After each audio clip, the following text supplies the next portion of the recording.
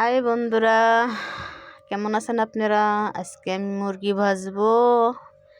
এই মুরগির সাথে আমি সব মশলা, আদা রসুন বেশি কইরা লেবুর রস দিয়া মাখাইছিলাম। প্রায় 2 ঘন্টার মতন মাখাই রাইখা দিছিলাম রেস্টে।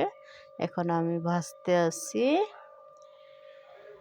মুরগি ভাজাটা যদি ভালো লাগে তাই একটু লাইক শেয়ার করে দিন। আপুর পাশে একটু থাকেন। আপু তো নতুন, কথা গুছাই বলতে পারেন না আপনার মতন।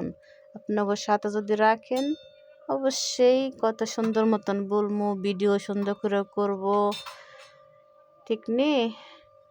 আমি তো সবার ভিডিও আমি যত আপু আমার মোবাইলে যত ভিডিও আসুক, ঠিক আছে, আমাকে উনি বলে যে এতই করা লাগে না। তো আমি কই না, আমারটা কেউ দেখুক না দেখুক, আমি সবার ভিডিওতে লাইক শেয়ার কমেন্ট যতটুকু পারি আমি ততটুকু করে দিই। তারপরে এদিকে আবার আমি মুরগি ভাজার সাথে সাথে একটু সস বানাইতেছি। কাঁচা রসুন আর আপনার হলো লাগামরিচ, তারপর আছে আপনার দেখেন মুরগির চামড়াটাও আমি ফালাইনি, বুঝছেন? বাজমো তো খামো তো সবই খাম, এই জন্য মুরগির চামড়াটাও সাথে ভাজতে আছি। অনেকটি চামড়া ফালাই নেই। আলু মুরগি সব কিছুই তো খাইলে হালাল, না খাইলে হারাম, তাই না? অনেকটি চামড়া, এই জন্য আমি ভাজতেছি।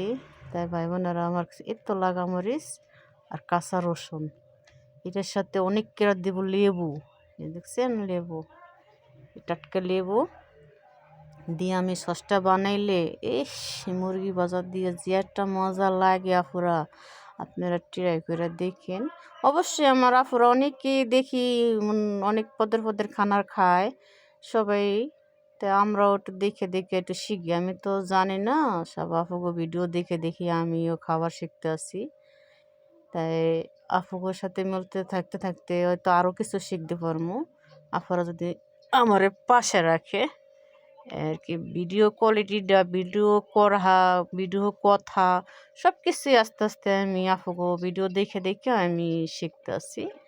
আর ইনশাআল্লাহ আল্লাহ যদি রহমত করে, তাই আমি কোনোদিন ভিডিও করি নাই আর এগুলোর ভিতর আমার ভিডিওটাতে ভালো লাগে যদি কোনো ভুল কথা বলে থাকি তা আপনারা ক্ষমা দৃষ্টিতে দেখেন। হয়তো আমার ভিডিওটা লাইক শেয়ার কইরা বুঝেন না তাই আপনারা বলতে পারেন, দয়া করে।